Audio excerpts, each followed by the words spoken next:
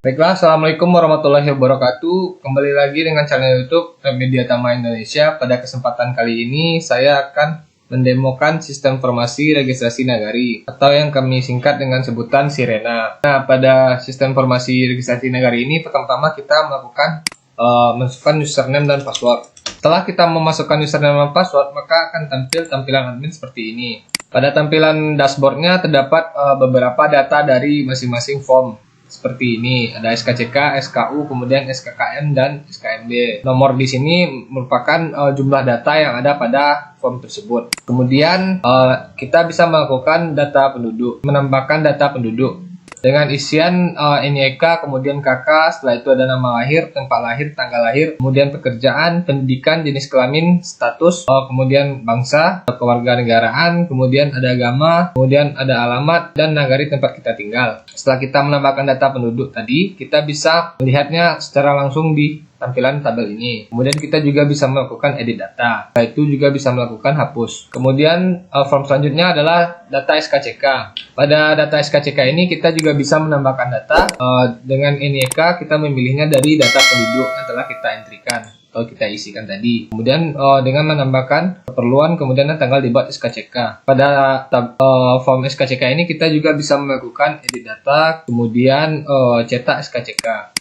Selanjutnya ada form SKMD atau surat keterangan meninggal dunia. Nah, pada form ini kita juga bisa melakukan tambah data dengan memilih NIK-nya, misalkan yang telah kita entrikan tadi. Kemudian dengan menambahkan beberapa isian seperti umur meninggal, kemudian hari, tanggal, dan jam. Kemudian dikebumikannya kapan, seperti hari, tanggal, jam, nagari, dan tanggal dibuat. Kemudian simpan dan akan muncul datanya seperti ini. Selanjutnya kita juga bisa melakukan aksi edit dan cetak datanya. Kemudian juga bisa melakukan hapus data. Selanjutnya ada SKKM. Kemudian pada SKKM ini juga bisa melakukan tambah data seperti form SKMD dan SKCK dengan memilih nomor data penduduk. Kemudian simpan dan akan muncul tampilan seperti ini. Dan kita juga bisa cetak SKKM dan edit datanya.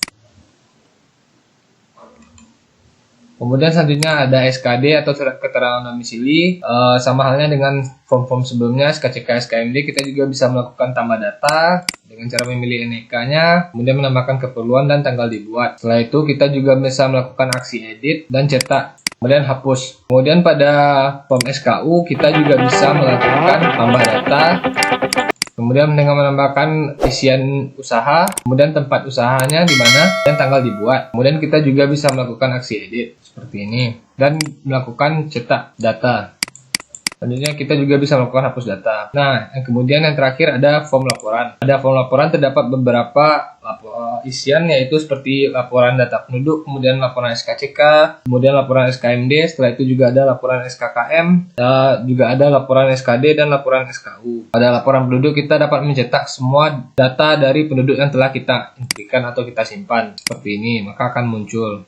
Setelah itu pada laporan SKCK, SKMD, SKKM, SKD, dan SKU fungsinya cukup sama, yaitu kita bisa melakukan cetak laporan dari kapan laporan itu ingin kita cetak. Seperti misalkan dari tahun 2016 mungkin datanya sampai tanggal per tahun 2020. Kemudian kita klik cetak, maka akan tampil semua data yang ada dari tahun 2016 sampai tahun 2020 September.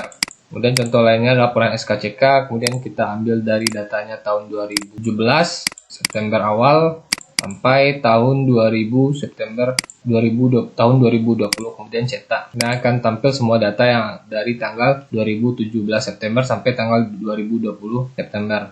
Baiklah, mungkin itu saja yang dapat saya sampaikan. Kita juga bisa melakukan aksi. Kemudian jika setelah admin selesai dalam melakukan pekerjaannya, maka dia bisa melakukan keluar dari aplikasi tersebut. Baiklah, mungkin itu saja yang dapat saya sampaikan. Maaf atas segala kesalahan dan kekurangan. Wabillahi taufiq wal hidayah. Wassalamualaikum warahmatullahi wabarakatuh.